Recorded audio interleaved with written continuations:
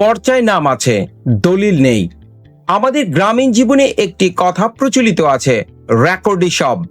কিন্তু আইনের চোখে বিষয়টি মোটেও তেমন নয়। কল্পনা করুন একটি বিশাল বট গাছ। সেই গাছের ওপরে সবুজ পাতা আছে, ডালপালা আছে। এই পাতাগুলো হলো পর্চা বা খতিয়ান। কিন্তু মাটির নিচে যে বিশাল গাছটিকে ধরে রেখেছে সেই শিকড়টি হলো আমাদের মূল দলিল। এখন আপনিই বলুন, ঝোড়ো হাওয়া বা আইনি জটিলতা যখন আসবে তখন শিকড় ছাড়া একটি গাছ টিকে থাকতে পারবে?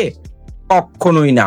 সুপ্রিম কোর্টের প্র্যাকটিসে আমি প্রতিদিন এমন মক্কেল পাই যারা দাবি করেন, স্যার 1940 সালের সিএস রেকর্ড, 1960 সালের এসএ রেকর্ড বা বর্তমান আরএস রেকর্ড সব তো আমার বাবার নামে, তাহলে কেন আমার জমি নিরাপদ নয়?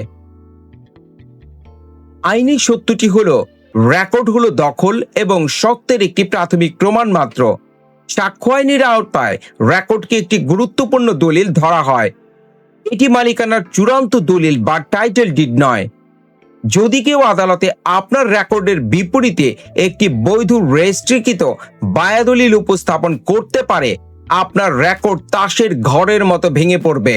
কারণ রেকর্ড তৈরি হয় দলিলের ভিত্তিতে, আর দলিল তৈরি হয় না রেকর্ডের ভিত্তিতে। তাই আপনার পর্চায় নাম থাকা মানে আপনি একজন সম্ভাব্য মালিক, কিন্তু আপনার হাতে দলিল থাকা মানে আপনি একজন নিশ্চিত মালিক। বিপদে পড়ার চারটি প্রধান কারণ। প্রথমত, পৈতৃক সম্পত্তি বা বন্টননামার অভাব। সবচেয়ে বেশি মানুষ যে সমস্যায় পড়ে তা হলো পৈতৃক সম্পত্তি। বাবা বা দাদার নামে রেকর্ড ঠিক আছে, কিন্তু তারা কোনো রেজিস্ট্রিকৃত বন্টননামা বা পার্টিশন ডিড করে যাননি। হয়তো মৌখিকভাবে কে কোন দিক থেকে থাকবে তা ঠিক করা ছিল, কিন্তু এখন যখন আপনি জমিটি বিক্রি করতে যাচ্ছেন বা কেউ দখল করার চেষ্টা করছে, তখন আপনি দলিল দেখাতে পারছেন না। মনে রাখবেন, উত্তরাধিকার সূত্রে প্রাপ্ত জমির ক্ষেত্রে শুধু রেকর্ড থাকলেই হয় না, আপনার পূর্বপুরুষের সেই মূল বায়াদলিলটি থাকতে হয় যার মাধ্যমে তিনি প্রথম এই জমির মালিক হয়েছিলেন। যদি সেই দলিল না থাকে তবে আপনার উত্তরাধিকার দাবিটি আইনিভাবে চ্যালেঞ্জের মুখে পড়তে পারে। দ্বিতীয়ত, পিটিশন, নিলাম বা সার্টিফিকেট কেস। অনেকেই আছেন যাদের সরকারের খাস জমি বন্দোবস্ত নিয়েছেন বা নিলামে জমি কিনেছেন। জমি হয়তো আপনার দখলে আছে, রেকর্ডও আপনার নামে হয়েছে, কিন্তু আপনি জমিটি কেনার পর যে ডিএনএ বা ডেলিভারি অফ পজিশন বা আদালতের সার্টিফিকেট পাওয়ার কথা ছিল সেটি সংগ্রহ করেননি বা হারিয়ে ফেলেছেন। এই সার্টিফিকেটগুলো দলিলের বিকল্প হিসেবে কাজ করে।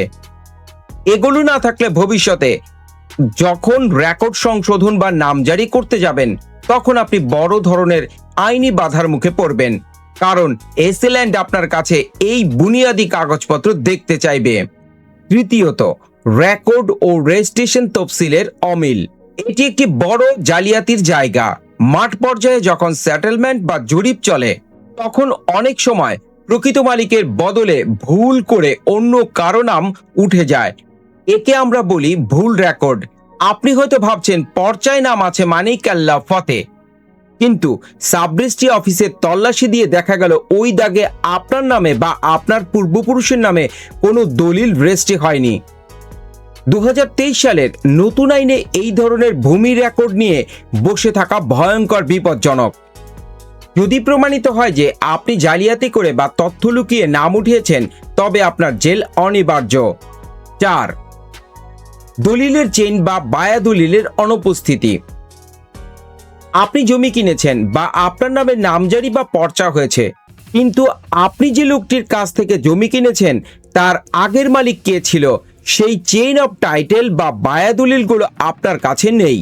আপনি যে দলিল জমি কিনেছেন তার পাশাপাশি অন্তত 25 বছরের দলিলের রেকর্ড আপনার কাছে থাকা নিরাপদ। পর্চায় নাম থাকলে এই চেইন পূর্ণ হয় না। চেইন ছিঁড়ে গেলে আপনার মালিকানা প্রশ্নবিদ্ধ হতে পারে।